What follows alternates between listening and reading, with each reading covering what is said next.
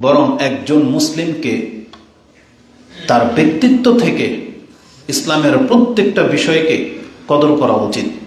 প্রত্যেকটা মুহূর্ত আমাদের জন্য মূল্যবান।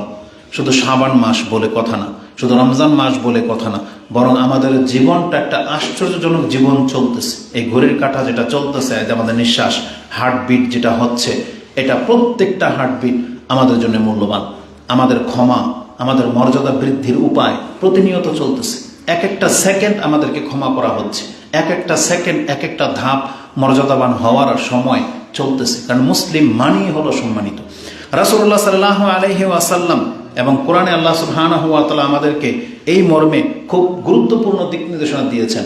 কারণ ইসলামের প্রত্যেকটা বিষয়কে আমাদেরকে কেন মূল্যায়ন করতে হবে? কারণ আল্লাহ বলেছেন ইসলামের প্রত্যেকটা বিষয় হচ্ছে তোমাদের জন্য আল্লাহর পক্ষ থেকে নিয়ামত।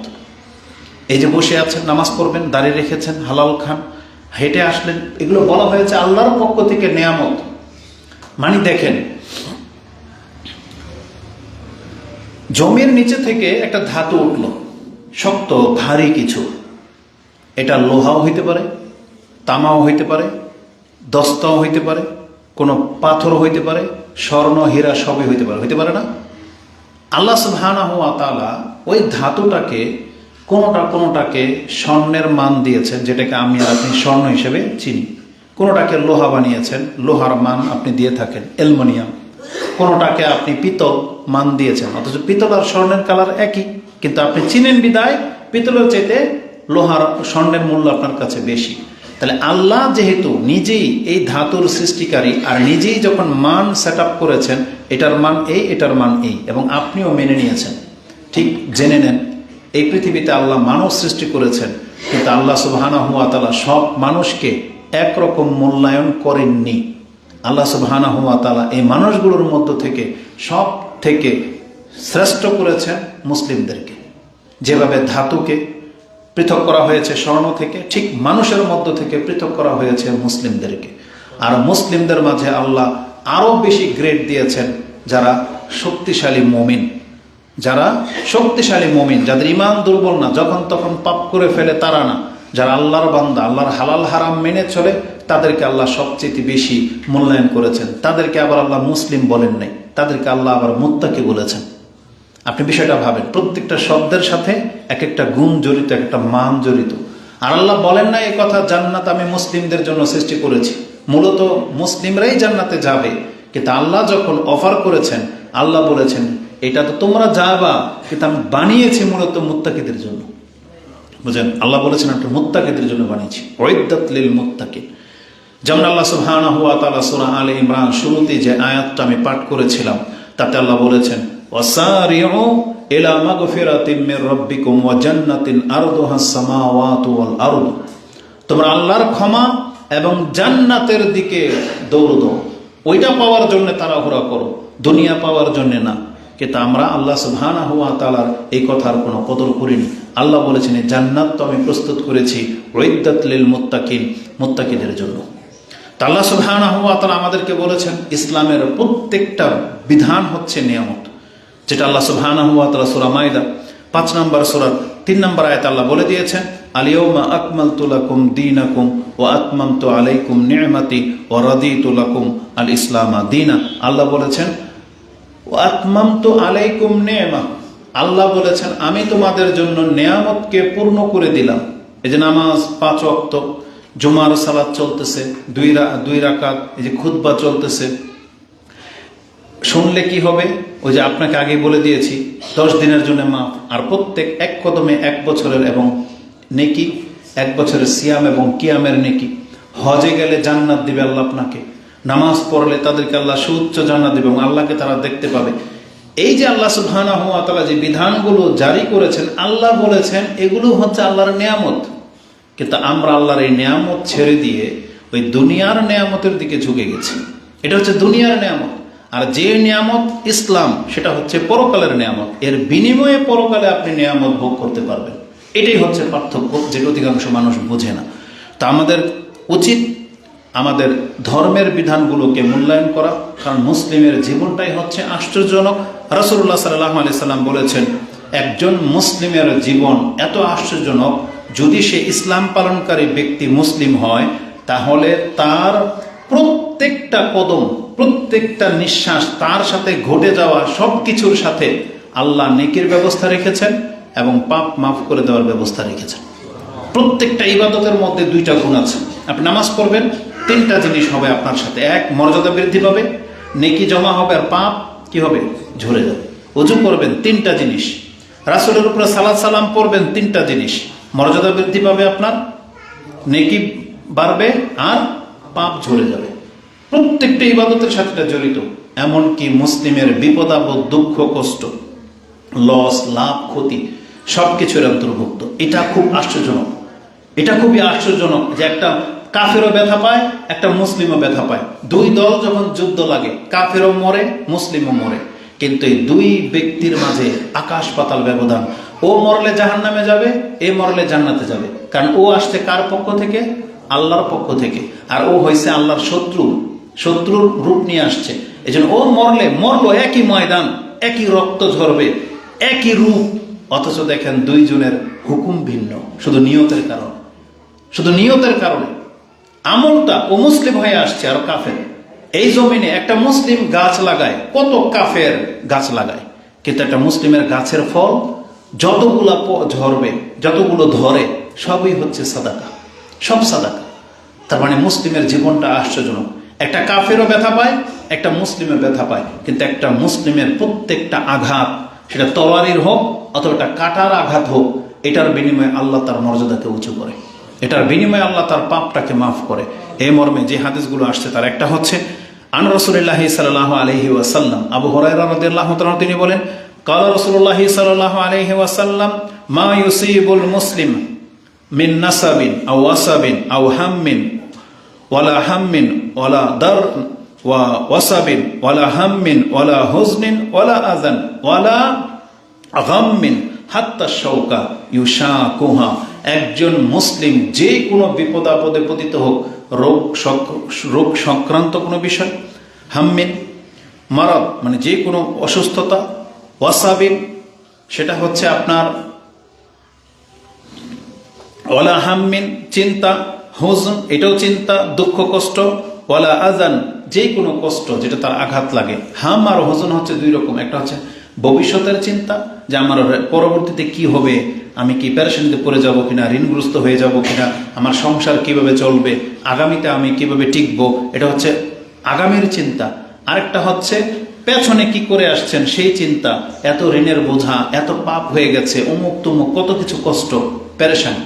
এই দুইটা, এমনকি ওয়ালা আজান যে কোনো কষ্ট তাকে আঘাত করুক না কেন, ওয়ালা গাম্মিন এবং যে কোনো দুশ্চিন্তা, এবং বলা হয়েছে হাত্তা শাওকা যদি একটা কাঁটাও লেগে যায়, ইউশাকুহা যেটা তার গায়ে লেগে যায়, রাসূল বলেছেন ইল্লা কাফফারাল্লাহু বিহা মিন খাতায়াহু, এই একটা খোঁচার কারণে ওই মাপের তার পাপ ঝরে যায়।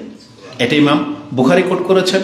মুসলিমের ভাষাটা হলো আয়েশা রাদিয়াল্লাহু তাআলা তিনি বলেন, মা ইউসিবুল মুসলিমা মিন শাওকা মিন শাওকাতিন মানে একটা কাঁটা লেগে যায়, ফামা ফাওকাহা কাঁটার চাইতেও হালকা যদি কোনো খোঁচা কোনো মুসলিমের গায়ে লাগে, তার মানে কাঁটার চাইতে হালকা খোঁচা মশায় কামড় দেবো, কাঁটার চাইতে হালকা না, এটা কিন্তু ব্যথা পান কিনা?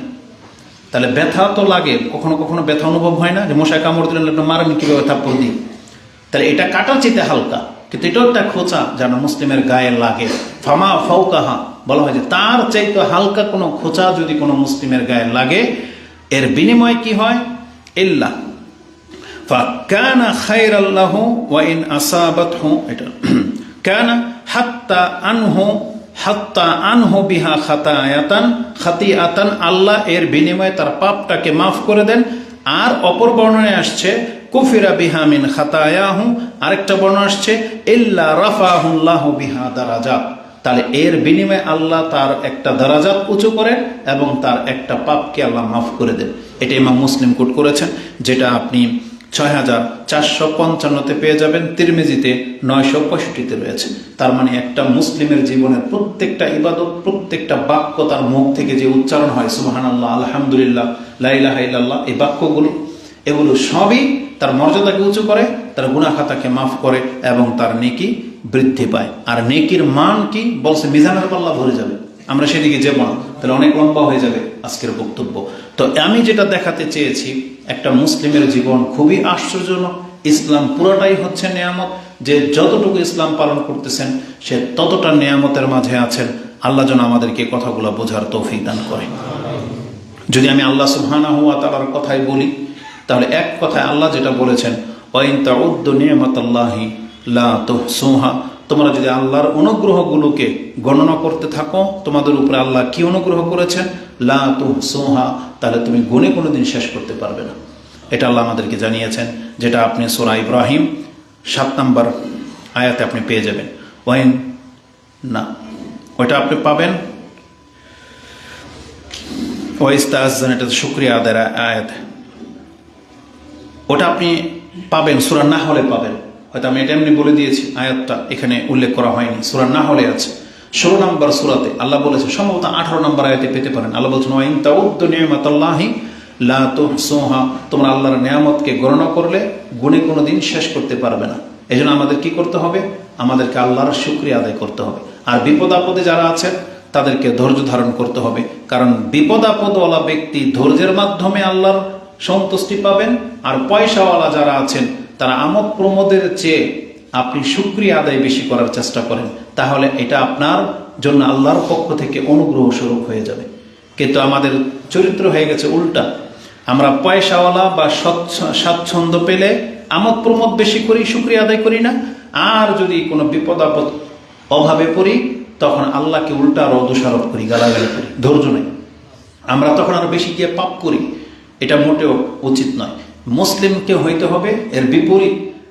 বেশি পেলে শুকরিয়া আদায় করবেন, অভাব হলে ধৈর্য ধারণ করেন, তাহলে দুইটাই হচ্ছে আপনার আমার জন্য কল্যাণকর হবে।